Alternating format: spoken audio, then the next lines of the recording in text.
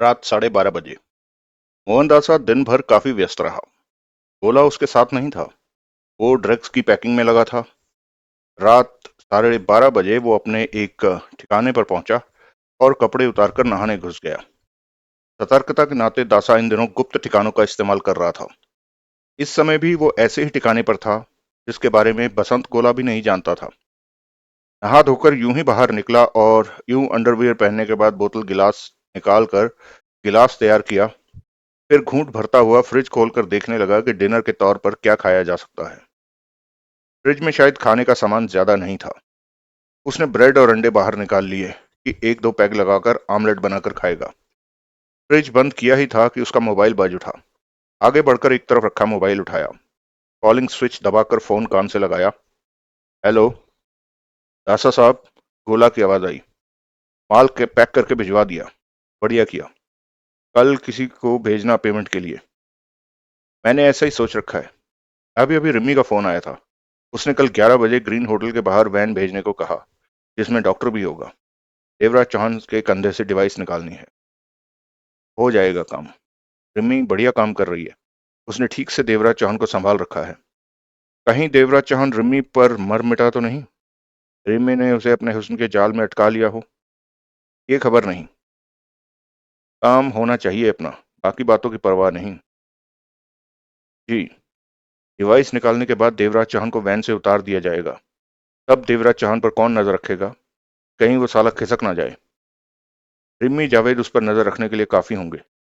या औरों को भी इस काम पर लगा दूं? तो बढ़िया बंदे और लगा दे। जरूरी नहीं कि रिमी जावेद को उनके बारे में पता हो। समझ गया। एक खबर और है। वो भी बता। कुंदा मालवे नाम का छोटा सा गैंगस्टर है। रिमी के साथ उसकी यारी है।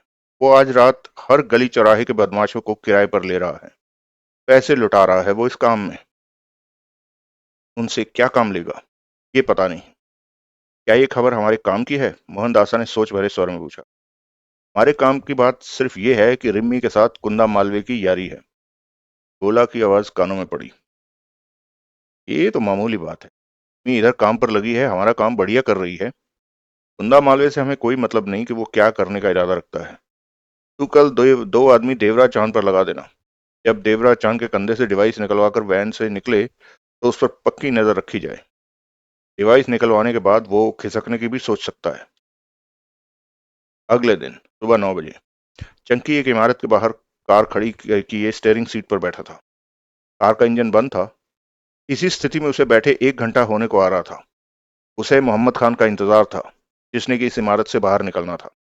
उसकी जानकारी के मुताबिक मोहम्मद खान इसी इमारत में घुसा था। सूरज निकला हुआ था। वक्त बीतने के साथ धूप बढ़ती जा रही थी। पास ही मुख्य सड़क पर से तगड़ा ट्रैफिक निकल रहा था। चंकी रह रहकर अपना बंदर जैसे कान मसल रहा था। उसकी आंखों की पुतलियां फौरन फुर्ती के साथ हर तरफ घूम रही थी। उसी पल उसका मोबाइल बजने लगा। सब तरफ नजर रखे उसने मोबाइल मोबाइल निकालकर कान से लगाया। हेलो। कैसा है रे तू? चांदनी की चंचल आवाज उसके कानों में पड़ी। बढ़िया हूँ। चंकी का चेहरा शांत था। नजर हर तरफ थी। क्या कर रहा है? काम पर हूँ। कभी मुझे भी अपने साथ ले लिया करो, देखो तो सही कि तू कैसे काम करता है। मेरा काम तेरे देखने लायक नहीं है। ऐसा भी क्या करता है? देख तो सकती ही हूँ। खैर छोड़। माँ ये पूछ रही है कि तेरा काम कब खत्म होगा। क्यों? हमारी शादी जो करनी है, माँ ने तैयारियां शुरू कर दी हैं। अच्छी बात है।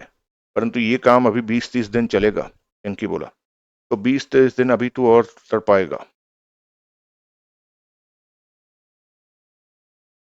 हनीमून के बारे में क्या सोचा है? कहाँ ले जाएगा मुझे?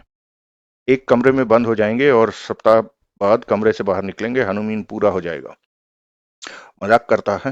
मेरे को तो काठमांडू जाना है। सुना है नेपाल बहुत अच्छा है। अच्छा, नेपाल ले चलूंगा। माँ भी साथ जाएगी कि यहीं रहेगी? वैसे माँ को साथ ले जाना नहीं चाहता।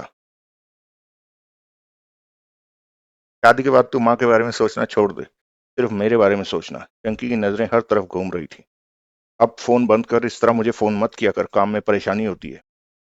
टोनी पार्कर को उड़ा दे, खत्म कर लफड़ा। इस तरह उड़ाया तो मैं भी उड़ जाऊंगा। तेरी सलाह की मुझे जरूरत नहीं। शादी के बाद मैं भी तेरे काम में हाथ बटाया करूंगी। बंद कर। रात को आएगा।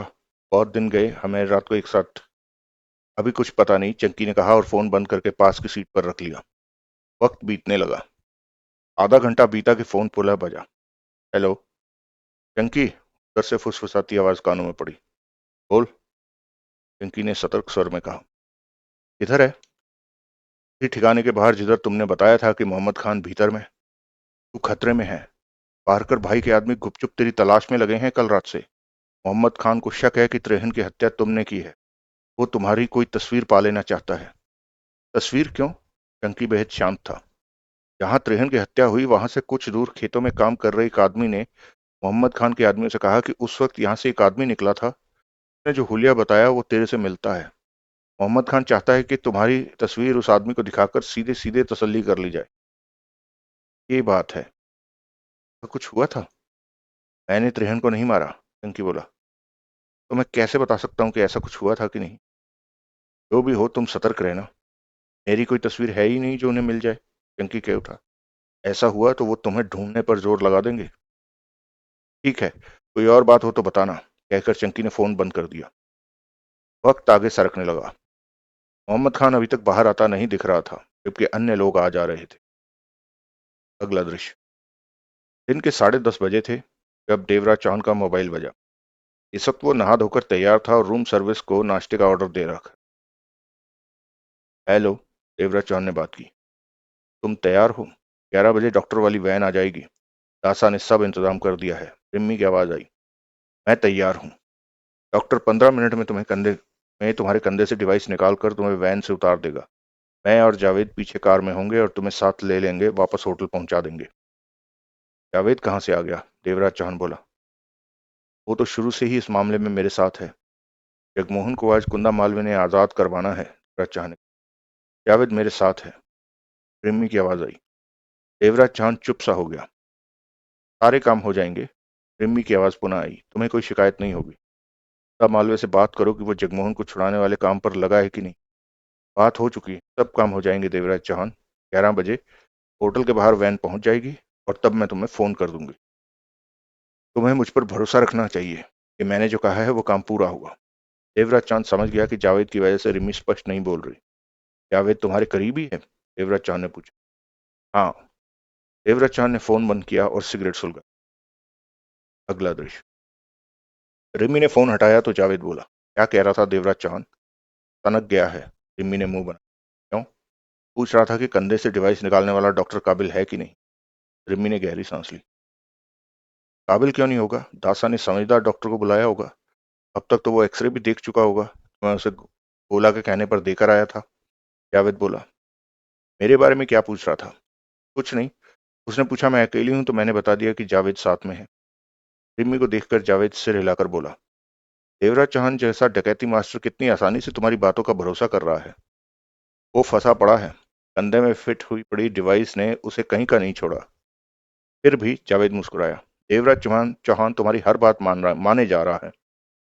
रिम्मी ने जावेद को घूर कर देखा। क्या कहना चाहते हो तुम? उसके स्वर में तीखापन झलका। कहीं वो तुम पर फिदा तो नहीं हो गया? तुमने उसे अपने चक्कर में तो नहीं ले लिया? जावेद मुस्कुराया। तुम देवराज चौहान के बारे में गलत सोच रहे हो। वो ऐसा नहीं है। रिम्मी ने शांत स्वर में कहा। वैन 11 बजे आ जाएगी? हाँ। देवराज चौहान के कंधे से डिवाइस निकाल दी जाएगी तो उसके बाद देवराज चौहान को क्या कहकर फांसा जाएगा? दासा का कहना है कि तब उससे जगमोहन को छुड़ाने की बात की जाए, जो कि नागरे की कैद में है। इस बात पर देवराज चौहान फौरन हाँ करेगा और तब दासा के साथ मीटिंग करा दी जाएगी उसकी। मीटिंग में दासा मुगल बादशाह की दौलत में अपना हिस्सा आधा रखने को कहेगा। यही शर्त होगी उसकी जगमोहन को छुड़ाने की। क्या दासा ने कोई और भी चाल सोच रखी है? मैं नहीं जानती कि तब दासा किस तरह से देवराज चौहान से बात करेगा, रिम्मी ने कहा। अगला दृश्य। जितेन होटल के बाहर कार में रात भर से मौजूद था। कार में ही जैसे तैसे सोया। खाने पीने का भी कोई हिसाब किताब नहीं था। इस समय खुद को अस्वस्थ महसूस कर रहा था। दूसरी कार उस तरफ खड़ी थी जिसमें उसके दो आदमी थे। वो रात भर जागकर होटल की निगरानी कर रहे थे। जितेन ने फोन करके दो अन्य आदमी बुला लिए और रात वालों को छुट्टी। जितेन इस बेकार के काम से दुखी हो चुका। उसे बड़े मामले संभालने की आदत थी। ये मामला उसके लायक नहीं था। पता नहीं क्या सोचकर मोहम्मद खान ने उसे इस काम पर लगाया। जितेन ने मोहम्मद खान को फोन करके उससे बात की। ये काम मेरे लायक नहीं है जिस पर तुमने मुझे लगा रखा है, सेन नाराजगी से बोला। ये इम्पोर्टेंट काम है, इधर से मोहम्मद खान ने कहा। पारकर साहब हर वक्त इस काम की खबर ले रहे हैं, लेकिन इसमें मेरे करने को कुछ नहीं है। किसी पर नजर रखने जैसा काम मैंने पहले नहीं किया। तुम डकैती मास्टर देवराज चौहान पर नजर रख रहे हो, जो कि एक बहुत बड़ी दौलत के बारे में जानता है कि वो कहाँ पर है और कभी भी उस दौलत को पाने के लिए निकल सकता है। मोहम्मद खान का शांत स्वर सेन के कानों में पड़ रहा था। तुमने कैसे कह दिया कि ये छोटा काम है? मैंने सोच समझ कर ही तुम्हें इस काम पर लगाया है। पारकर साहब को उस दौलत की जरूरत। दासा की छोकरी असल में है। वो जरूर बार बार देवराज चौहान से मिलने दो। वो देवराज चौहान के साथ कुछ करने को पका रही है। शायद देवराज चौहान दासा से मिल जाए। ऐसा हुआ तो हम दासा को उठा लेंगे। तो वहां की खबर मुझे देते रहो। ये मामला बड़ा है। कब तक मुझे इसी तरह कार में अपना जीवन बिताना होगा? सेन ने आहत स्वर में कहा। तुम्हें इसी तरह ये काम करते रहना है, इधर से मोहम्मद खान ने कहा और फोन बंद कर दिया। क्या मुसीबत! कान से फोन हटाते ही जितेन बड़बड़ाया। अगला दृश्य। जावेद ने कलाई पर बंधी घड़ी पर निगाह मारकर कहा, 11 बज गए। बाहर वैन आ गई होगी। वैन आते ही मुझे खबर मिल जाएगी। कौन देगा खबर? वैन में डॉक्टर के साथ वसंत गोला का भेजा एक आदमी भी हो। वो फोन करेगा, रिमी ने कहा। डिवाइस कंधे से निकालने के बाद वो आदमी डिवाइस लेकर मुंबई से बाहर सैर पर निकल जाएगा। इस तरह नागरे उसी डिवाइस पर नजर रखता रहेगा और इधर देवराज चौहान दासा के साथ हो जाए। नागरे इतनी आसानी से बेवकूफ बन जाएगा? जावेद की होंठ से। वो डिवाइस के जरिए देवराज चौहान पर नजर रख रहा है। डिवाइस से मिलने वाले संकेतों पर वो निर्भर है। नागरे की गलती ये रही कि उसने अपना कोई आदमी देवराज चौहान पर नजर रखने को नहीं लगाया। क्या पता लगाया होता तो हमें अब तक पता चल गया होता। वो हमारी नजरों में आ गया होता, ने कहा और मोबाइल उठाकर नंबर मिलाने लगी। फिर फोन कान से लगाया। अब किसे? जावेद ने पूछा। यूं ही टाइम पास, रिम्मी ने लापरवाही से कहा। दूसरी तरफ बेल जा रही थी, फिर कुंदा मालवीय की आवाज आई। कौन? रिम्मी। बंद कर, अभी बात करने का टाइम नहीं। वो काम होने ही वाला है। रिम्मी ने फोन का बंद कर दिया। चेहरे पर तसल्ली के भाव थे कि कुंदा मालवीय सही लाइन पर है। परंतु काम हो पाता है या नहीं, ये सोचकर वो व्याकुल हो उठी। बात नहीं हुई? जावेद ने पूछा। रॉन्ग नंबर मिल गया। तभी रिम्मी का फोन बज उठा। रिम्मी ने फौरन कॉल रिसीव। उधर से सुनने के बाद रिम्मी ने ठीक है कहकर फोन बंद किया और देवराज चौहान का नंबर मिलाने के पश्चात फोन कान से लगाते हुए कह उठी, बाहर डॉक्टर वाली वैन आ गई है। देवराज चौहान को फोन करो। वही कर रही हूं। लग गया। अगला दृश्य। ठीक इसी समय फार्म वाली उस गली पर नागरिक केलेवाला और गोपाल नाले। बंगले के पोर्च में काले रंग की विदेशी लंबी कार खड़ी। पास में पैंट कमीज पहने ड्राइवर के तौर पर एक व्यक्ति खड़ा था। वहां काले कपड़ों में गनमैन टहलते नजर आ रहे थे, जिनकी संख्या 15 से ऊपर थी। वो बंगले को आगे पीछे से पूरी तरह घेरे हुए थे और पूरी तरह से मुस्तैद दिख रहे। अभी नागरे और गोपाल नाले बंगले से बाहर निकलकर कार की तरफ बढ़े। उस व्यक्ति ने फुर्ती से दरवाजा खोला। दोनों के भीतर बैठने के बाद दरवाजा बंद किया गया और ड्राइविंग सीट पर बैठकर कार स्टार्ट करते हुए आगे बढ़ा दी। देखते ही देखते कार बंगले से बाहर निकल। अपने 20 आदमियों को बोला वहां पहुंचने को? नागरे ने नाले से पूछा। बोल दिया। वो वहां पहुंचने ही वाले होंगे, नाले ने कहा। ये मुस्तफा खान अचानक पाकिस्तान से क्यों आया है? पहले तो बताकर पूछ कर आता था। नकली नोटों की खेप लेने को कह रहा था पिछली बार। मुस्तफा ने पाकिस्तान सरकार की सहायता से प्राप्त करके नोट छापने की मशीन लगाई है। बताया था उसने मुझे कि इस काम में पाकिस्तानी सरकार उसकी सहायता कर रही है। पाकिस्तान पाकिस्तान इस देश की अर्थव्यवस्था बिगाड़ देना चाहता है। शायद वो जाली करेंसी लेकर आया हूँ। ऐसा है तो हमें पहले खबर क्यों नहीं? नागरे बोला। मुस्तफा खान टोनी पार्कर से भी संबंध बनाने की कोशिश में, गोपाल नाले ने कहा। नागरे ने माथे पर बल डालकर नाले को देखा। कैसे पता? उड़ती उड़ती खबर आई थी कि मुस्तफा खान का आदमी ये आकर पार्कर से मिला। तो मुस्तफा 2 नावों में सवार होने की कोशिश में। नागरे का स्वर तीखा हो गया। ऐसे नहीं चलेगा। या तो वो हमारे साथ रहे या पार्कर के साथ। हम। नागरे साहब शांति से काम लीजिए, गोपाल नाले बोला। इस बात से मुस्तफा उखड़ा तो वो पार्कर का हाथ थाम लेगा। तरह पार्कर और भी ताकतवर हो जाएगा। हमें संभल कर मुस्तफा खान से बातचीत करनी चाहिए। कुछ इस तरह कि वो सिर्फ हमारे बारे में सोचे। उसका शानदार स्वागत करना चाहिए, उसके लिए लड़कियों का इंतजाम करना चाहिए। उसे ऐसे बढ़िया ऑफर देने चाहिए कि वो खुद ही हमारी तरफ झुके। ऐसा है तो उसके स्वागत का इंतजाम कर दो। और ऑफर? नाले ने नागरे को देखा। से मुस्तफा का फायदा हो? तुम बताओ। अगले महीने वो हमें 100 करोड़ के हथियार भेजने वाला है, जिन्हें कि हमने आगे सप्लाई कर देना है। आगे से हम हथियारों का की पेमेंट भी ले चुके हैं, परंतु मुस्तफा को हम 6 महीने बाद पैसे दें। बेहतर होगा कि इस बार हम उसे एडवांस पेमेंट दे दें और कहें कि भविष्य में पैसा 1 महीने बाद मिला करेगा। ये ठीक होगा क्या? क्यों नहीं ठीक होगा? हम तो इधर माल देने से पहले ही पेमेंट ले लेते हैं। 1 महीने में हम आराम से उसे पेमेंट दे सकते हैं। वो खुश हो जाएगा। इस तरह ड्रग्स का ऑर्डर दुगना कर दीजिए। कभी पेमेंट 1 महीने में देने को कहकर ऐसे करते ही उससे पार्कर से अच्छा लगेगा जो महीनों बाद पेमेंट देगा। नागरे सोचों में फंसा दिखा। मेरी राय सही है नागरे साहब। अगर इसके बाद भी मुस्तफा ने पार्कर का हाथ थामने का कोशिश की तो हम मुस्तफा को छोड़कर दरिया अली से माल मंगवाने लगे। मुस्तफा के लिए इतना आसान नहीं होगा हम जैसी पार्टी को खो देना। मुझे यकीन है कि वो भी संभल कर चलेगा, नाले ने कहा। नागरे ने सोच भरा सिर हिलाया, फिर बोला, पार्कर के पाकिस्तानी लिंक हमें खत्म करने चाहिए। वो उसी पे फल फूल रहा। पाकिस्तान में उसके 2 लोग ही सारा काम संभालते, हामिद और नुसरत अली। पार्कर उन्हें बोलता है कि उन्हें क्या चाहिए, फिर वो दोनों ही अफगानिस्तान से ड्रग्स इकट्ठा करते हैं और पाकिस्तान से हथियार। उसके बाद वो ही मुंबई तक पहुंचाते हैं। बदले में पार्कर उन्हें खूब पैसा देता है। हामिद और नुसरत अली से बात करो, वो पार्कर को छोड़ने को तैयार नहीं हो। पार्कर से उन्हें जितना मिलता है हम उसे उससे ज्यादा देंगे। उससे ज्यादा माल हम मंगवाएंगे। तुम पाकिस्तान में अपने लोगों से कहो कि वो हामिद और नुसरत अली को तोड़े, हमारे साथ मिल जाएं वो। ऐसा होते ही टोनी पार्कर कमजोर होना कि करोड़ों की कमाई बंद हो। मैं पाकिस्तान से तो अपने लोगों से बात करूंगा, नाले ने कहा, परंतु पार्कर हमारा पक्का दुश्मन बन जाएगा। ऐसा वक्त आने पर मैं पार्कर की परवाह नहीं करूंगा, नागरे लापरवाही से बोला। मुझे तो सिर्फ दौलत मिलने का इंतजार है। कब देवराज चांद दौलत तक पहुंचता है। वो दौलत हाथ लग गई तो मुरारे सिंथेटिक आदमियों को बनाने की फैक्ट्री शुरू कर देगा। बहुत जल्द मेरे पास सिंथेटिक आदमियों की फौज हो जाएगी जो कि सिर्फ मेरे इशारों पर चलेगी। तब हर तरफ मेरी ताकत का बोलबाला होगा और मैं ही। देवराज चौहान इस बारे में हमें लंबा इंतजार करा रहा है, पाल नाले ने कहा, परंतु वो खुद बेचैन होगा उस दौलत तक पहुंचने का। वो ज्यादा देर रुकने वाला। नागरे का फोन बजने लगा। हेलो। नागरे ने फौरन बात की। ऐसे मिजाज हैं? उन्नी का मीठा स्वर कानों में पड़ा। मैं ठीक हूँ। देवराज चौहान का क्या हुआ? मैं चाहती हूँ तुम जल्दी से वो दौलत पालो। वो वक्त जल्दी आएगा। अभी मैं फुर्सत में नहीं हूँ। फिर भी बात करूंगा। जल्दी फोन करना। घर से मुन्नी की आवाज आई। नागरे ने फोन बंद कर दिया। उसी पल गोपाल नाले का मोबाइल बजने लगा। कार तेजी से भागी जा रही थी। ड्राइवर जानता था कि कहाँ जाना है। हेलो। गोपाल नाले ने कान से फोन लगाकर बात की।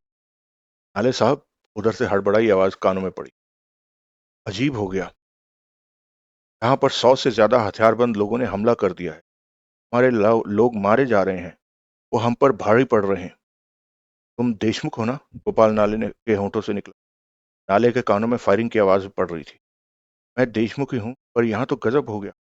आप लोगों को के निकलते ही 15 मिनट बाद गाड़ी रोको। गोपाल नाले के दांत भिज गए। नागरे ने अजीब निगाहों से नाले को देखा। ड्राइवर ने फौरन सड़क के किनारे कार रोक दी।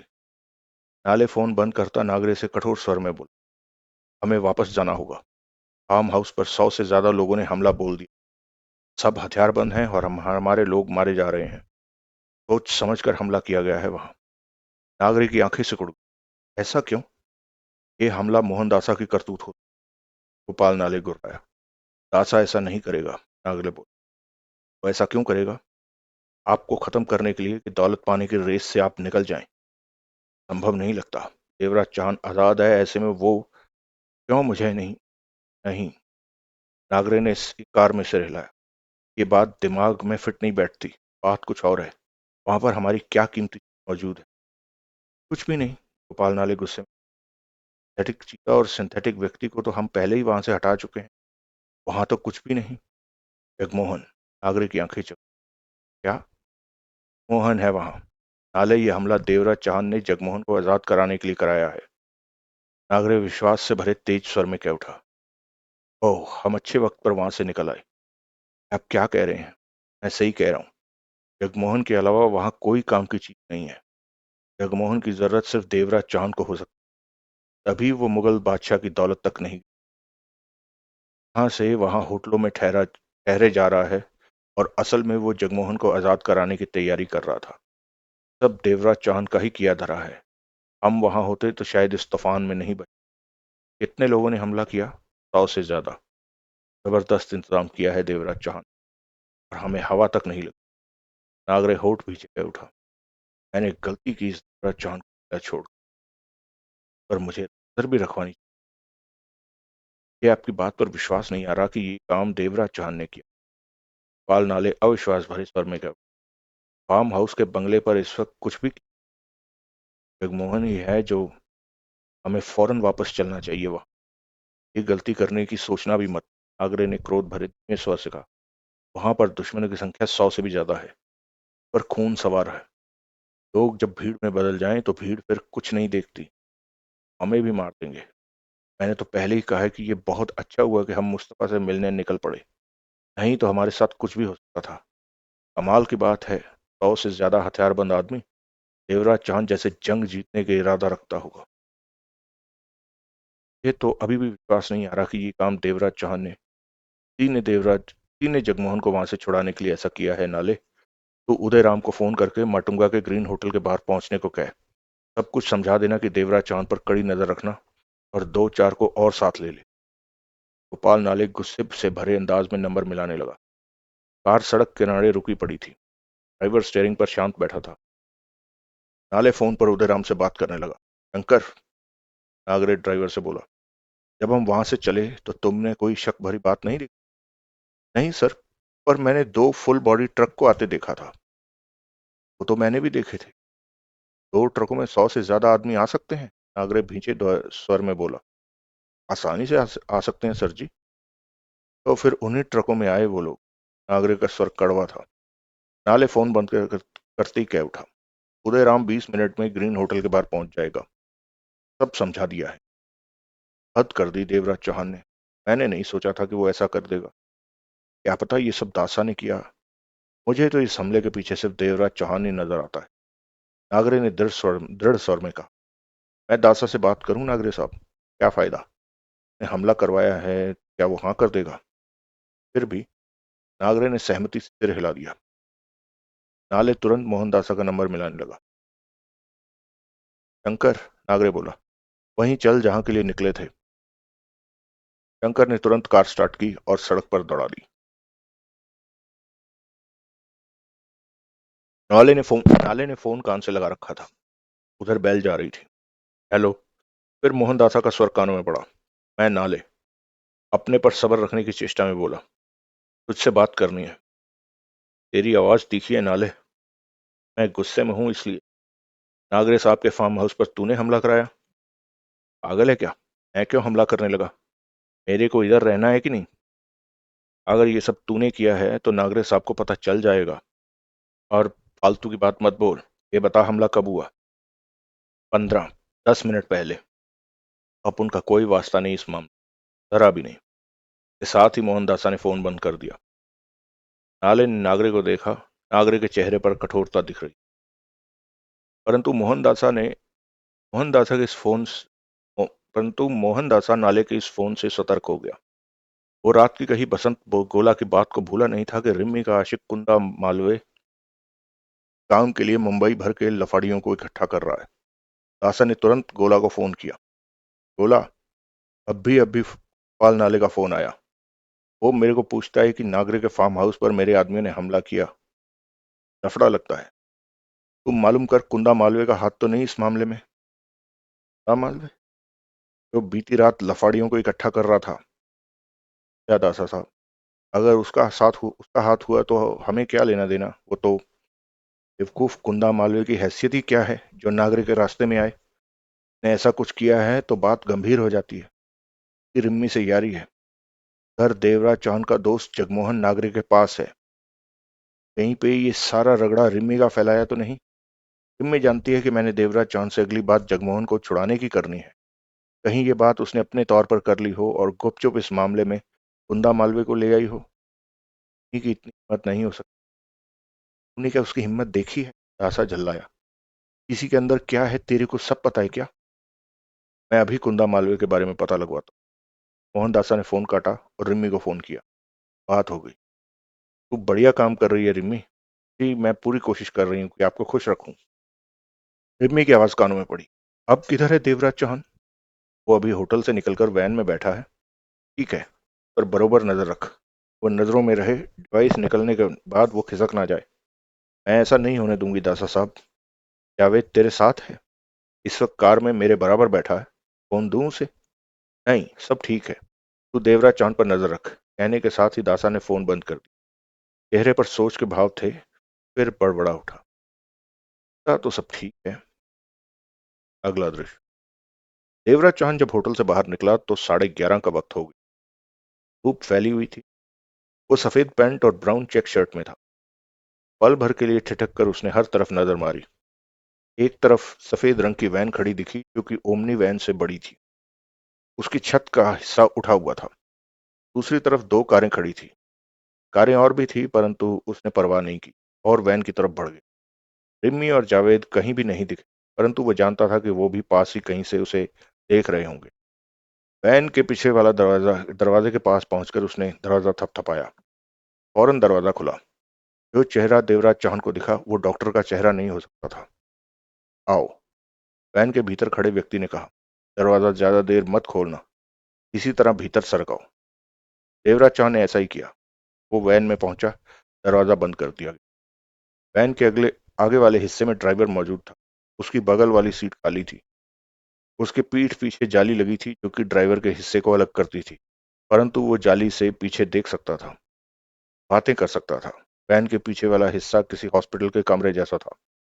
एक तरफ वैन की दीवार के साथ 2 फुट चौड़ा स्टूल जैसा बेड था जो कि 6 फुट लंबा था। पास ही ग्लूकोज बोतल का स्टैंड फिक्स था। ऑक्सीजन सिलेंडर एक तरफ रखा था। वैन की दूसरी दीवार पर 1.5 फुट चौड़ी और 6 फुट लंबी ट्रे फिक्स थी जिसमें तरह तरह के औजार और दस्ताने रखे थे। देवराज चौहान की निगाह उस व्यक्ति पर जा टिकी जो बेड पर बैठा उसे देख रहा था। वो 50 बरस का था और पैंट कमीज पहन रखी थी। उसका चेहरा शांत था। हेलो। वो उठकर देवराज चौहान से हाथ मिलाते हुए कह उठा। मैं डॉक्टर हंसमुख भूटानी हूँ। देवराज चौहान ने सिर हिलाया।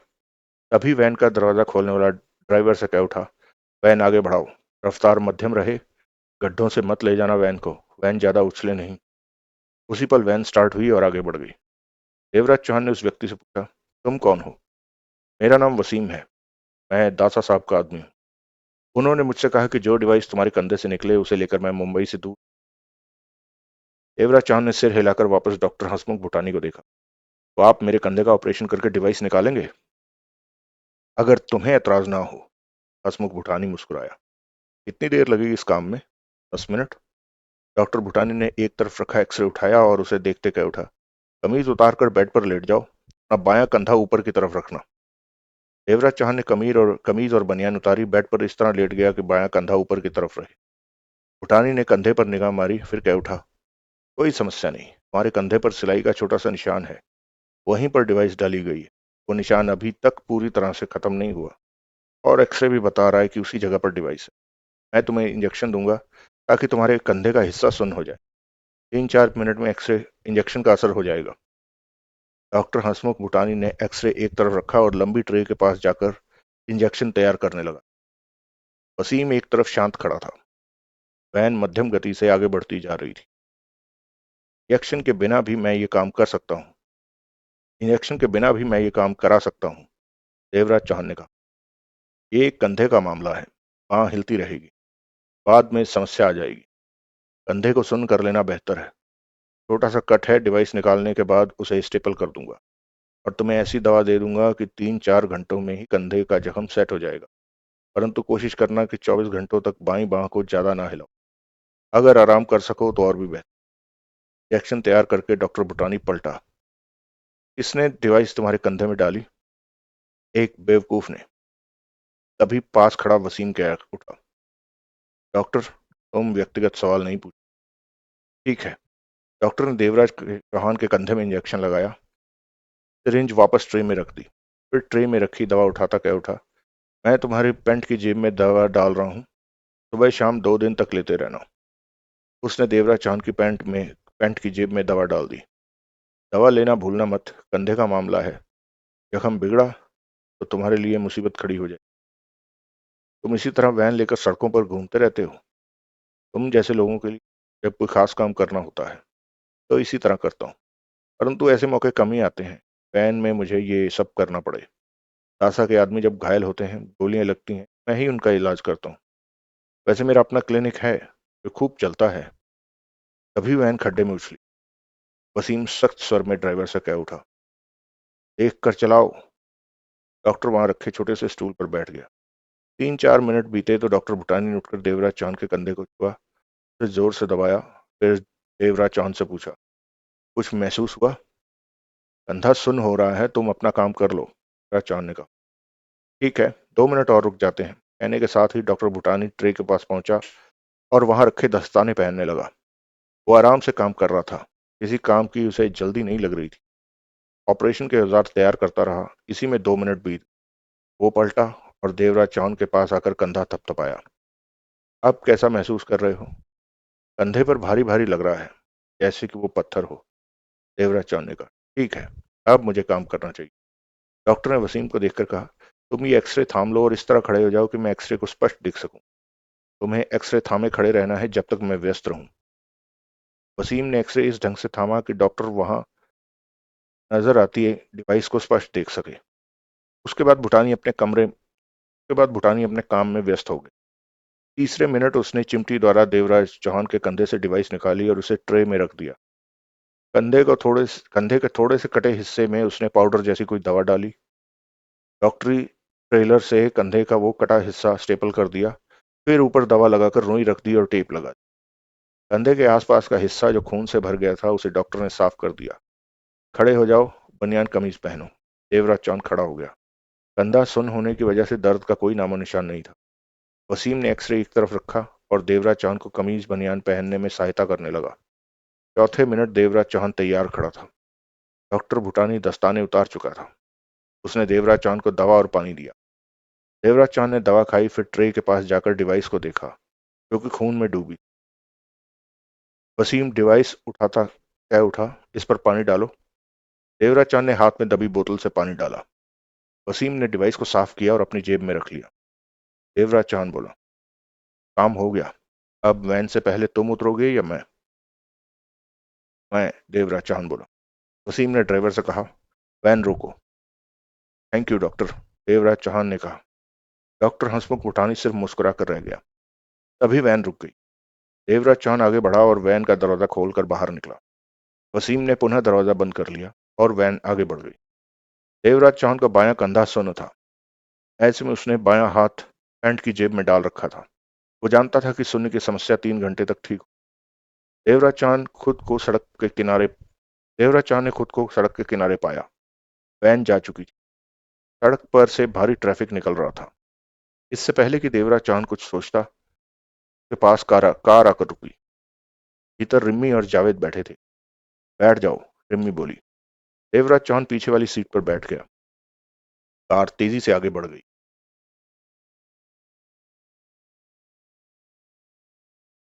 अगला दृश्य। ये देखकर पीछे आते जितेन ने दो काम किए। एक तो दूसरी कार में मौजूद अपने साथियों को वैन के पीछे जाने को कहा और खुद रिम्मी वाली कार के पीछे लग गया जिसमें देवराज चौहान बैठा था, और मोबाइल निकालकर उसने मोहम्मद खान को फोन किया। कहो, मोहम्मद खान की आवाज कानों में पड़ी। जितेन मोहम्मद खान को सारी बात बताकर बोला, मुझे लगता है कि उस वैन में मोहन दासा है और देवराज चौहान उससे मुलाकात करके वैन से निकला है। पीछे रिम्मी की कार थी, फिर रिम्मी उसे बिठाकर ले गई। तो मोहन दासा और देवराज चौहान में खिचड़ी पक रही है। मोहम्मद खान की आवाज कानों में पड़ी। तक तो यही रहा है। तुम इस वक्त रिम्मी के कार के पीछे हो? हाँ। देवराज चौहान पर नजर रखना, वो नजरों से दूर ना। सारा खेल देवराज चौहान पर ही निर्भर है। तो मोहन दासा को देवराज चौहान के साथ क्यों चिपकने दिया जा रहा है? पारकर साहब को कुछ करना। पारकर साहब से मैं बात करता हूँ। तुम देवराज चौहान पर नजर रखो। अगला दृश्य। काम हो गया? डिवाइस निकाल दी कंधे से? रिम्मी ने कार दौड़ाते पूछा। हाँ। कंधे की कैसी हालत है अब? जावेद ने पूछा। सुन्न है, कितनी देर लगी मुझे वैन में? देवराज चौहान ने पूछा। 20 मिनट। तभी जावेद ने पीछे आते ट्रैफिक को देखा। जितेन की कार पीछे है। वो खुद को छिपाने का भी कोई प्रयत्न नहीं कर रहा। जावेद बोला, अगर वो पास आने की कोशिश करे तो उसे शूट कर देना। रिम्मी ने सख्त स्वर में बोला। जितेन कौन? पार्कर का आदमी? देवराज चौहान बोला। हाँ। रिम्मी के चेहरे पर सख्ती थी। देवराज चौहान रिम्मी से जगमोहन के बारे में पूछना चाहता था, परंतु जावेद के पास होने की वजह से बात नहीं हो पा रही थी। उसी पल रिम्मी का मोबाइल बजने लगा। तू बात कर। रिम्मी ने फोन पीछे बैठे जावेद की तरफ बढ़ाया कि ठिठक गई कुछ सोचकर। रहने दे। रिम्मी ने कॉलिंग स्विच दबाकर फोन कान से लगाया। हेलो। रिम्मी उसी रफ्तार से कार दौड़ा रही थी। देवराज चौहान कहाँ है? बसंत गोला की आवाज कानों में पड़ी। उसके कंधे से डिवाइस निकाल दी। जानता हूँ, डॉक्टर का फोन आया था अभी। वो किधर है अब? गोला का तेज स्वर आया। मेरे साथ है। तू उसे किधर ले जा रही है? ग्रीन होटल वापस। रिमी सतर्क स्वर में कह उठी। तू बढ़िया काम कर रही है। दासा साहब तेरे से बहुत खुश है। क्या भर पहले दासा साहब का फोन आया ना। अब तेरे को मालूम है ना कि देवराज चौहान से क्या बात करनी है? पता है। पर दासा साहब खुद ही बात करना चाहते हैं देवराज चौहान से। तू देवराज चौहान को इधर ले आ। रिमी की आंखें सिकुड़ी। इधर? ट्रांसपोर्ट वाला ठिकाना ठीक रहेगा। वहां से उसे दासा साहब के पास ले चलेंगे। वो ना आना चाहे तो?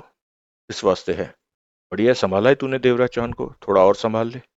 देखती हूँ, कहकर रिमी ने फोन बंद कर दिया और दूसरे हाथ से स्टेयरिंग भी संभाल रही थी। देवराज चौहान ने रिमी के चेहरे पर नजर। रिमी के चेहरे पर कठोरता दिखी। वो समझ गया कि कुछ बात है।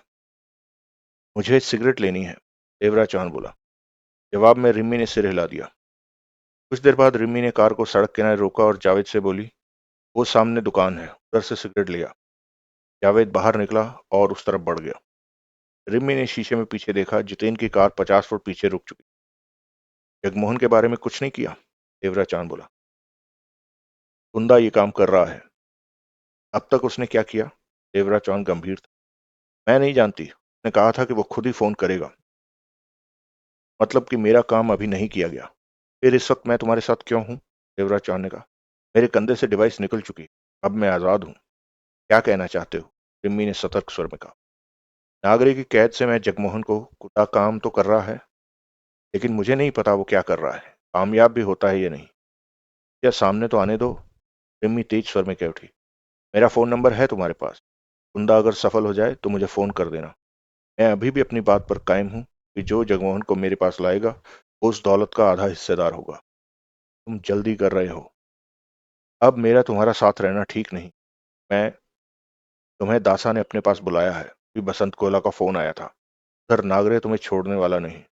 टोनी पार्कर के आदमी इस वक्त हमारे पीछे। वो देखो, कार में जितेन बैठा है। तुम एक हो और तुम्हारा शिकार करने वाले कई हैं। कोई भी गुस्से में आकर तुम्हें शूट कर सकता है।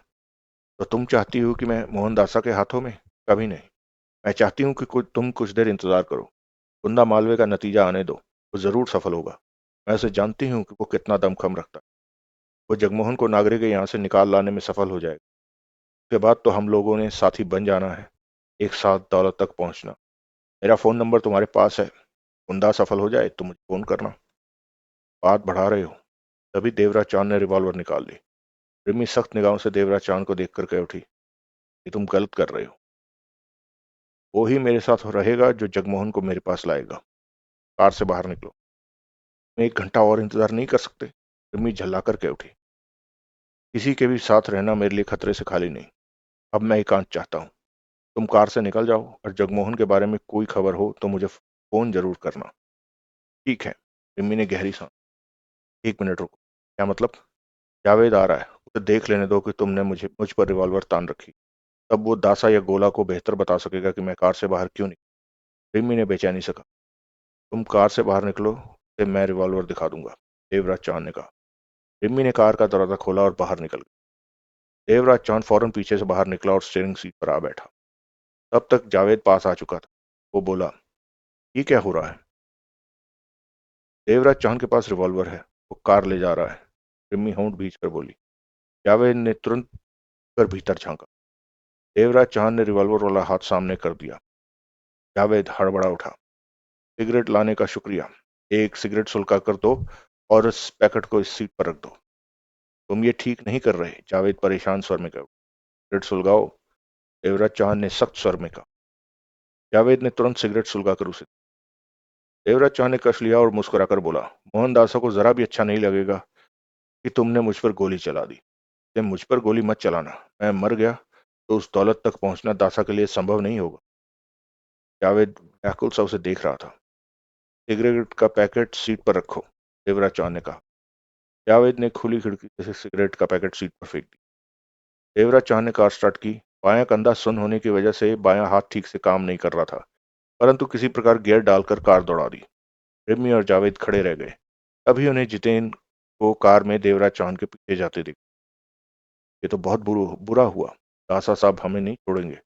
जावेद कह उठा। तुमने देखा नहीं, उसने हम पर रिवॉल्वर तान रखी थी। रिमी दांत भींच कर कह उठी। जावेद ने सूखे होंठों पर जीप।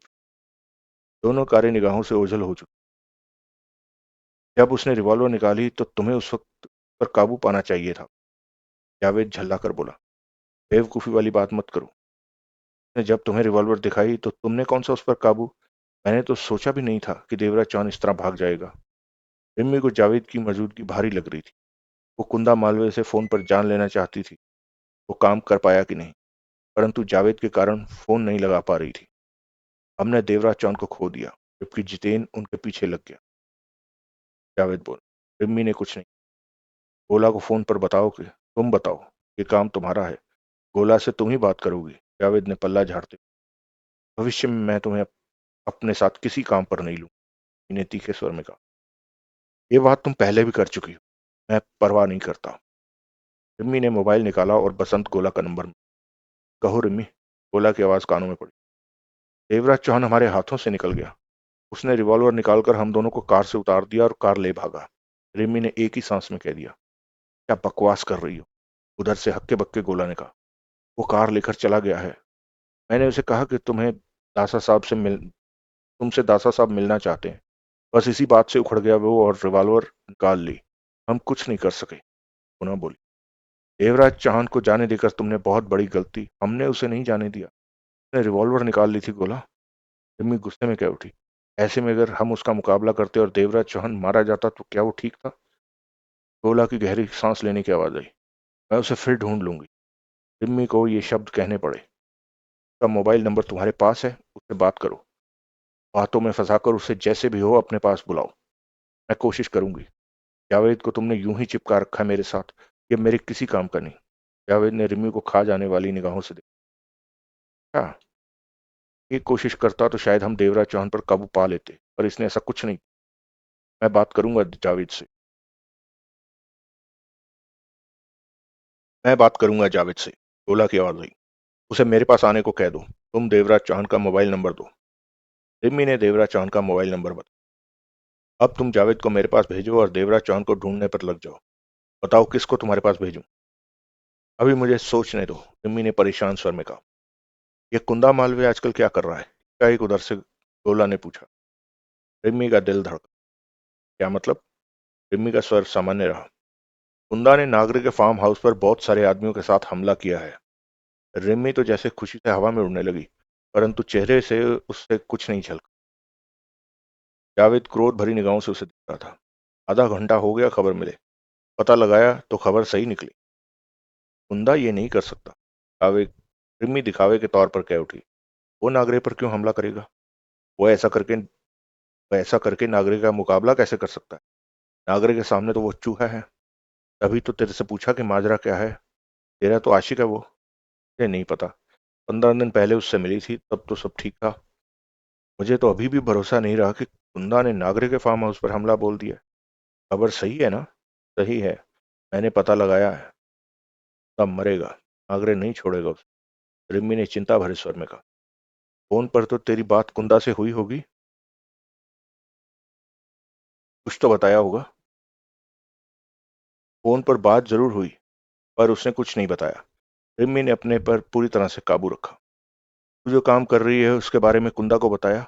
मैं क्यों बताऊंगी कि ये बात कुंदा को नहीं बताई कि उधर जगमोहन कैद है। गोला की आवाज कानों में पड़ी।